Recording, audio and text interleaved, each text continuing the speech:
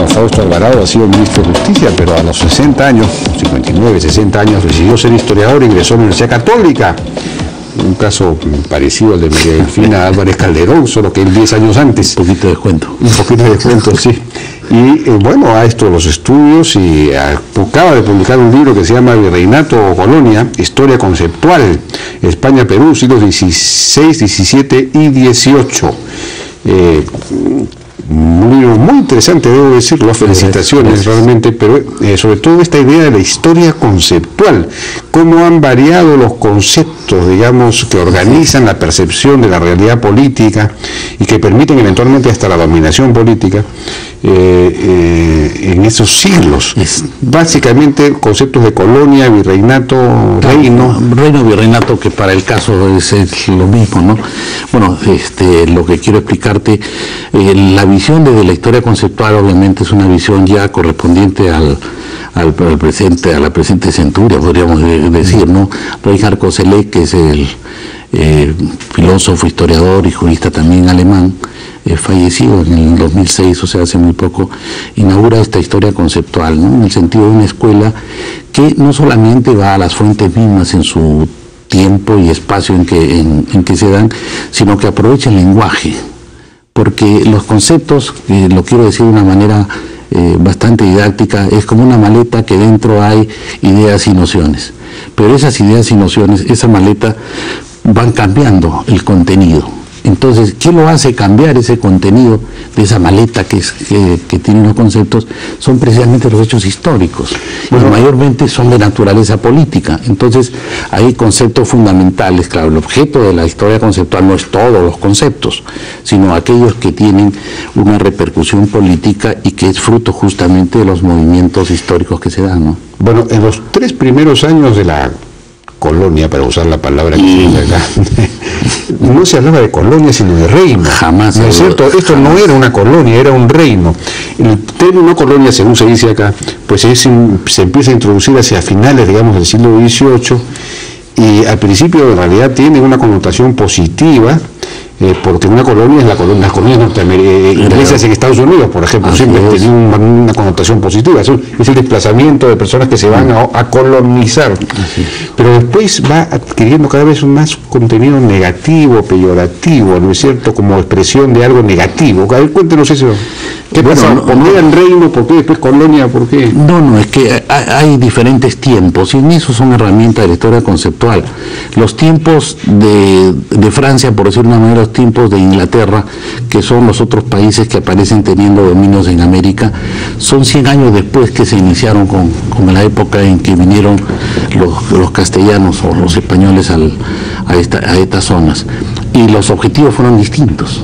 Mientras uno lo que traía es justamente la formación de ciudades, de reinos, en donde se pudiera profesar la religión, y en fin, y venían prácticamente a hacer una especie de fusión con lo que se encontraba, distinto por completo de la filosofía que tuvo a partir de Richelieu en Francia, y probablemente con Cromwell y Buckingham, que son los gestores o operadores políticos en sus respectivos países, en donde más era un tema de comercio, un tema mercantil, o un abastecimiento, una producción para abastecerla mutuamente. O sea, es muy distinta la concepción, a tal punto que cuando uno estudia el lenguaje, como es este caso, va a encontrar que jamás hubo una referencia a colonia. Y en eso pasamos por Solórzano y Pereira, por Matienzo, por Avendaño, y podemos discurrir inclusive por operadores políticos como Perú era un reino, del mismo nivel que España. No, el mismo nivel que los demás reinos. Lo que hay que comprender también es que, y esto no quiero ir más allá porque sé que va a ser polémico, es que a nosotros no nos independizamos de España ni de los españoles, nos independizamos de una casa real, de los Borbones. Y esa independencia también se lograron en otros lugares. Portugal con anterioridad se independizó de los Austres y crearon con el lado de los Braganza. Entonces, las reformas borbónicas donde se aplica con mayor rigor es en los mismos reinos españoles o que de la península. Y otra de las cosas es, fundamentalmente, es que hemos imbuido de que los únicos virreinatos fueron Perú y México, y bueno, los otros dos que se formaron en América del Sur, pero virreinato era Cataluña, virreinato era Navarra, virreinato era Aragón, virreinato era Sicilia, no, antes y después. de la llamada independencia o llamada conquista.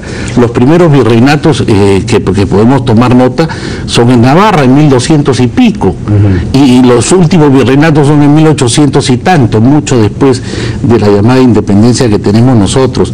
Entonces lo que aquí he logrado y lo que aquí he buscado es un poco uniformizar esto, porque hiere el alma nacional cuando uno habla de colonia. Y lo habla pues de una manera discrecional, y arbitraria. Entonces vamos poniéndonos de acuerdo, porque vemos que en una obra de un autor nos habla de época colonial y después nos habla de sociedad virreinal. Entonces, este es un tema importante, creo que tiene que ver con la memoria y tiene que ver con recuperar también el valor que ha tenido una época que es el virreinato. Pero, ¿qué implica desde el punto de vista, digamos, conceptual, desde el punto de vista cultural, desde el punto de vista de la percepción de la realidad, que se usara el término reino y luego se usara el término colonia? Porque no nos distingue. Y los procesos históricos son distintos. No podemos compararnos, sin que sea peyorativo tampoco, con la evolución histórica en Jamaica, en Martinica, en Guadalupe, en Canadá, en Estados Unidos antes de su independencia. Lo nuestro fue una realidad distinta. Aquí aquí subsistió de alguna manera y de manera fuerte, como lo acabamos de escuchar. Es decir, hubo un poder nativo, hubieron curacas, hubieron reyesuelos, si lo quiere llamar de una manera. Entonces, y hubieron derechos y fueros internos, por ejemplo el derecho indiano, que está construido sobre la base justamente de establecer una legislación sobre la cual tenían que adecuarse todos los agentes políticos, económicos que habían. Es decir, hay una diferencia que el lenguaje castellano es suficientemente rico como para que se haga la distinción. Porque al decir colonia nos estamos equiparando a procesos históricos bastante diferentes, vamos a llamarlo de digamos, el concepto de colonia tiene una connotación más extractiva también. Claro, ¿no es cierto? De factoría, de apoyo a la navegación o de grandes plantaciones, como eso como fue en Centroamérica. Obviamente también había ese elemento, ¿no? La extracción de plata y todo lo demás. Pero es cierto, pero también la extracción de plata era una extracción privada. No era una empresa del rey que venía acá con su personal y sacaba la plata. Bueno, salvo el azogue, ¿no? Mocavelica, ese sí era una empresa de la corona, porque era la única manera de medir cuánto se estaba sacando de plata, porque necesitaban el azogue para separar la plata, ¿no es cierto? Era para poder cobrarle el impuesto. Así es, es la misma forma en que hoy día se maneja con el impuesto a la renta. Pero lo que trato en el fondo es que situemos políticamente lo que hubo un reino y así está expresado en una serie de documentos donde el trato es de reino. Claro. Y de virreinato, ¿por qué? Porque es una forma de gobierno, claro, en la cual a la distancia se le hace percibir a la población de que es el mismo rey, pero en otro, es el personaje y la persona. Entonces, eso es lo que he buscado. Esto es un trabajo que lo he hecho con toda dedicación. Entonces, nosotros podríamos identificarnos con el haber sido reino o haber sido virreinato, porque finalmente, en realidad, usted habló hace poco, hablaste de la independencia de nuestros países, de que nos independizamos de los Borbones. Pero Chile, Argentina, Colombia, etcétera, se independizaron del Perú. Pero para eso vamos. ¿Qué colonia es esa? ¿Qué colonia es esa? Donde, como acabamos de escuchar, hay la formación académica de líderes internos. Porque si los mandamos al colegio, los mandamos a las universidades, esa gente, ¿dónde va a ejercer? En este territorio. Entonces no es una concepción de colonia. Y otra cosa, cuando se emplea el término colonia, también se ofende a quienes efectivamente colonizaron estos territorios. Cuando llegaron los hombres de Europa, encontraron un territorio totalmente ya adecuado y totalmente colonizado.